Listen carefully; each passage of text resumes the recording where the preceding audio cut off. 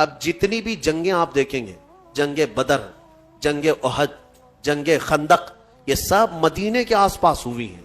اس کا مطلب یہ ہے کہ صحابہ نہیں جاتے تھے، مکہ والے لڑنے کے لیے آتے تھے، کیڑے کم تھوڑی نہ تھے، مار کھاتے تھے، مرتے تھے، پھر آتے تھے۔ حضور پاک صلی اللہ تعالی علیہ وسلم اور صحابہ کو چھیڑنا ان کی عادت تھی۔ جنگ خندق بھی جو ہوئی ہے وہ کہاں ہوئی؟ مکہ میں نہیں ہوئی، مدینے کے آس پاس، مدینے سے صرف 5 کلومیٹر کا فاصلہ ہے۔ یہ مکہ والے پوری تیاری کر کے 12,000 لوگوں کو جمع کر کے لائے تھے، اتنا بڑا لشکر کہ جنگ احد کے بعد یہ تیسری جنگ تھی، ان کا حوصلہ تھوڑا بڑھ گیا تھا، مدینے والوں کو ماریں گے۔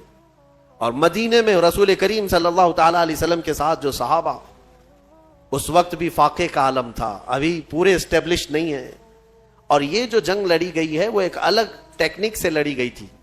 حضرت سلمان فارسی رضی اللہ تعالیٰ عنہ صحابی رسول، وہ فارس کے رہنے والے تھے، وہاں جو جنگیں لڑی جاتی تھی 2 جماعتوں کے بیچ میں ایک گڑھا کھود دیا جاتا تھا، خندق۔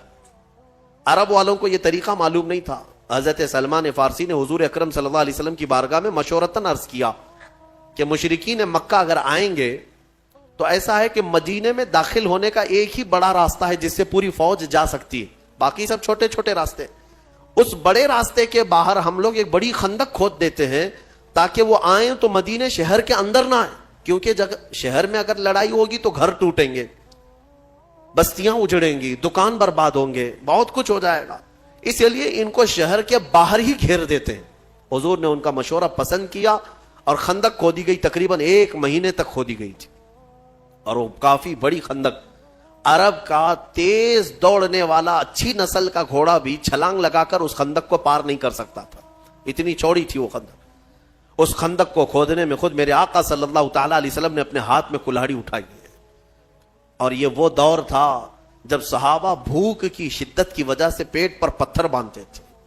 حضرت ابو ہریرہ فرماتے ہیں، نہیں بلکہ دوسرے صحابہ اکرام سے یہ روایت ہے کہ حضور پاک صلی اللہ تعالی علیہ وسلم اس وقت اپنا جبہ اٹھا کر دکھاتے ہیں تو آپ کے پیٹ پر 2 پتھر بندھے ہوئے تھے۔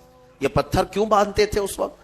کہ مضبوط ایک کپڑے سے پتھر باندھ دیے جاتے تھے تاکہ بھوک پریشان نہ کرے، پیٹ اگر خالی چھوڑ دیا جائے تو بار بار بھوک لگتی ہے، اور اس پیٹ کو ٹائٹ باندھ دیا جائے تو بھوک کم لگتی ہے۔ یہ عربوں کا طریقہ تھا، پیٹ پر پٹا باندھ لیتے تھے۔ حضور اکرم صلی اللہ تعالی علیہ وسلم اس وقت پتھر باندھے رہتے تھے کہ بھوک پریشان نہ کرے۔